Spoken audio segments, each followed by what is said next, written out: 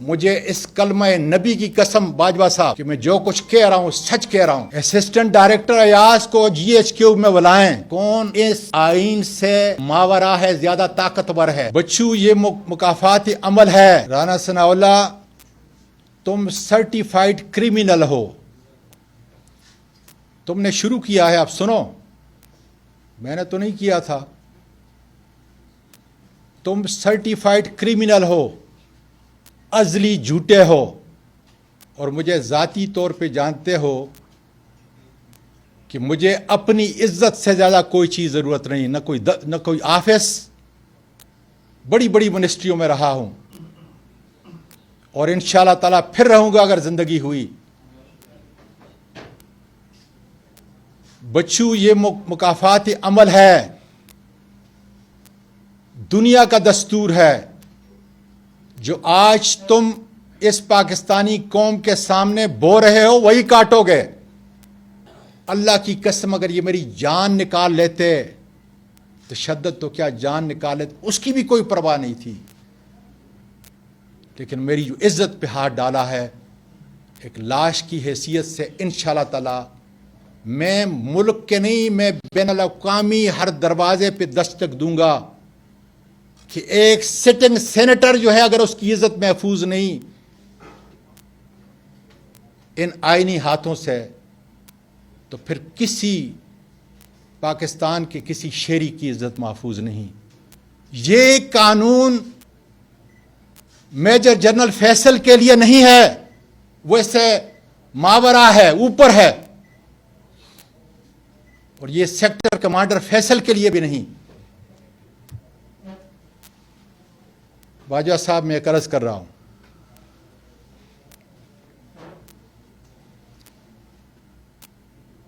کہ اگر آپ کی ایجنسی کو یہ کہہ رہی ہے کہ یہ واقعہ غلط ہے، تو پھر میں بتاتا ہوں کہ یہ سیاست نہیں، میرے اور میرے خاندان کی عزت پہ ہاتھ ڈالا ہے۔ اسسٹنٹ ڈائریکٹر ایاز کو GHQ میں بلائیں، 5 منٹ میں انشاءاللہ تعالیٰ وہ آپ کو بتا دے گا کہ کون کون کون اس گناونے جرم کے اندر جو ہے ملوث تھا۔ بڑی بات نہیں ہوگی۔ GHQ میں ابھی آپ کے 27 دن ابھی باقی ہیں، خدا را اس کی پاسداری میں اور آپ کروں اور ان کو بلا لیں۔ یہ پاکستان کے ایک شہری کی فریاد ہے، یہ پاکستان کے ایک سٹنگ سینیٹر کی فریاد ہے کہ assistant director Ayaz FIA cyber crime کو اس کو بلائیں، کیونکہ مجھے جب گھر سے نکال رہے تھے اور جب انہوں نے وہ پھانسی کرنے کا وہ کپڑا میرے منہ کے اندر جو ہے اندر نہیں ڈالا تھا، اس وقت تک میں نے دیکھا تھا کہ ایاز گاڑی کے اندر ڈرائیونگ کر رہا تھا۔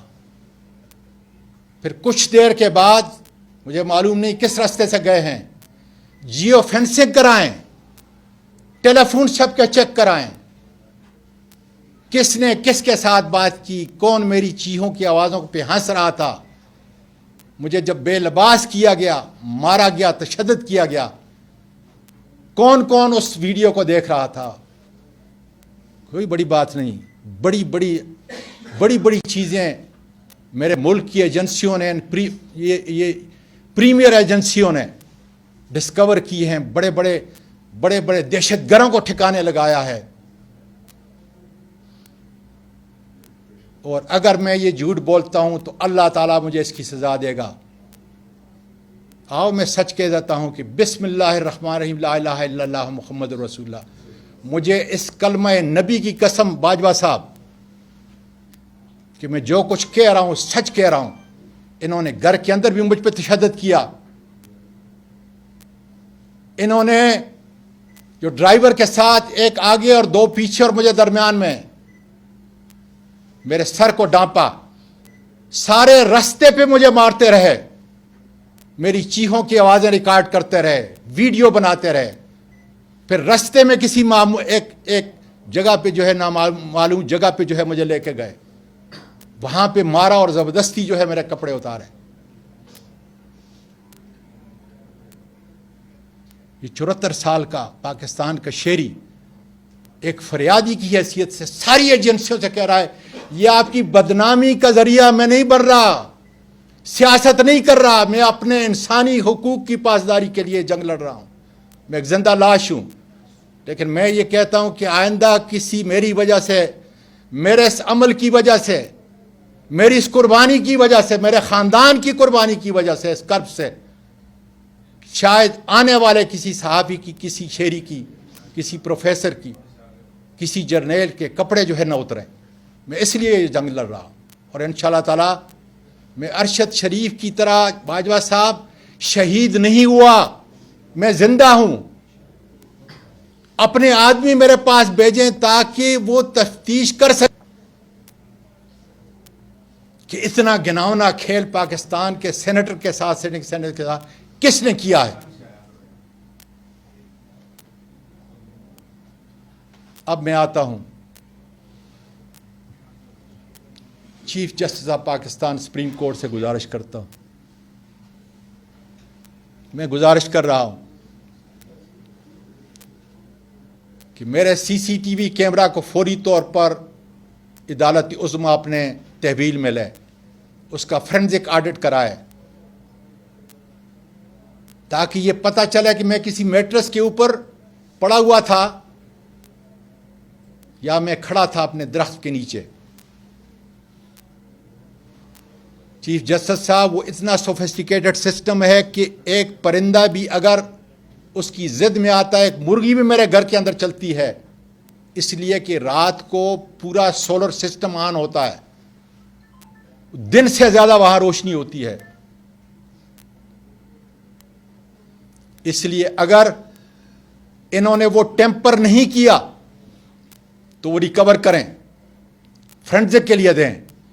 ایک ایک چیز اس سے مل جائے گی. میری آدھی شہادت میرے سچائی کی اور حقائق کی, میری اس قسم کے بعد اپنے پروردگار کے سامنے جو میں نے قسم کی کہ اللہ تعالیٰ نبی کریم صلی اللہ علیہ وسلم میری شفاعت نہ کریں, اور ان کی شفاعت کے بغیر میرا ابدی نجات ناممکن ہے. اس لیے وہ سارے لوگ جو میرے گھر کے اندر آئے ان کی شناخت ہو جائے گی. وہ سارے لوگ جنہوں نے مجھے گھر کے اندر تشدد کیا ان کی شناخت ہو جائے گی. میں کہاں تھا اس کی شناخت ہو جائے گی. کتنی گاڑیاں آئیں, کس گاڑی میں مجھے بیٹھ کے لے کے گئے, کس وقت آئے اور کس وقت گئے. یہ سارا ایک قانون دان کی حیثیت سے کہتا ہوں کہ بڑا ضروری ہے. اور پھر میں پوری اپنی قوم کو یہ بتانا چاہتا ہوں کہ میں نے صرف جرم کیا ہے ایک ٹویٹ, ایک بڑے پاورفل آدمی کے متعلق. وہ میں سینیٹر ہوں, میں سپریم کمانڈر آف پاکستان جو آرٹیکل 243 کے تحت صدر پاکستان ہے, میں اس کے خلاف بھی کہہ سکتا ہوں. اور اگر یہ جرم ہے تو عدالت ڈیو پروسیس کے ذریعے مجھے کیفر کردار تک پہنچا سکتی ہے, مجھے سزا دے سکتی ہے. کوئی اور طاقتور آئینیات اس سے بالا تر نہیں. اس لیے میری آدھے کیس کی شہادت وہ سی سی ٹی وی کیمرہ, اور پھر میں آپ کے میڈیا کے ذریعے پوری دنیا کو بتانا چاہتا ہوں کہ مجھے یہ بتائیں کہ جس میجسٹریٹ سے سرچ وارنٹ لیا ہے, ٹویٹ سے متعلق جو ہے جو ڈیجیٹل چیزیں ہیں وہ ریکور کرنے کے لیے سی سی ٹی وی کیمرہ کی ریکارڈنگ اور بیک اپ بھی میرے لوگوں کو مار کر جا کر بتایا بیک اپ کدھر ہے, وہ بھی سارا نکال کے لے کے گئے ہیں. تاکہ کیا وجہ, تاکہ ان کی شناخت نہ ہو جائے, اور یہ سارا جتنا شہادتیں ہیں اس کو ہم ٹیمپر کر کے ختم کر دیں.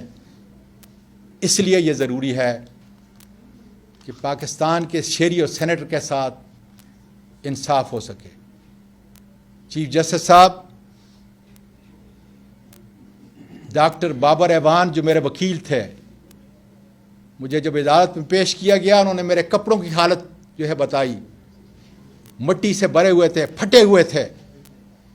उसके ऊपर FIA ने एक कोड दिया था, मैंने लगाया था। ये सारी चीज जो है मजिस्ट्रेट साहब को बताई और बताया कि वो मेरे जख्म को देखें कितने हैं उस वक्त। मैंने तो US के अंदर जो है डॉक्टर ऑफ जूरिस्प्रूडेंस के बाद और अटॉर्नी एट लॉ के बाद जो है प्रैक्टिस की है कि जुडिशल नोटिस होता है। मैं उनसे नहीं, मैं आपसे गुजारिश कर रहा हूं, अदालत आलिया के चीफ जस्टिस इस्लामाबाद से गुजारिश कर रहा हूं, इसलिए कि मैं इसके अंडर हूं। और ये दो हस्तियां हैं कि चीफ जस्टिस ऑफ पाकिस्तान और हाई कोर्ट के चीफ जस्टिस साहब, उन मजिस्ट्रेट साहिबान को बताएं कि जब उन्होंने वो जख्म देखे तो फिर मुझे क्यों पे दे रही है। पूरी तफसील से ये जुडिशल नोटिस है। क्राइम को देखना, क्राइम को अपनी आंखों से देख के लिखना, ये हमारे जस्टिस सिस्टम का हिस्सा है। और पिम्स में क्या, अगर पीछे सेक्टर कमांडर बैठा है और उस डॉक्टरों की फाइलें बनी हुई हैं, तो क्या कोई पिम्स का डॉक्टर लिखेगा? फिर मुझे मजिस्ट्रेट साहब ने बताया, और यहां तक कि डॉक्टर बाबर ऐवान साहब ने कुर्सी के ऊपर खड़ा होकर मेरी टांगें बताई मजिस्ट्रेट साहब को। क्यों नोटिस नहीं लिया गया? मैं तो कुछ नहीं कहता, मैं तो मजलूम हूं, लेकिन क्या ये सारे हकायक नहीं कि मेरे जख्मों का मदावा, मेरे जिस्म के ऊपर जितने निशानात थे उसको देखा जाता, बजाय इसके कि आप वो लोग निचली अदालतें जो हैं, जो मेरे लिए काबिल कदर हैं उतनी, वो पिम्स को बेचते। और पिम ने क्या करना था, एक एक चीज उन्होंने देखी। इसलिए मेरे हक तलफी हुई है। मैं पाकिस्तान के अवाम से ये कहता हूं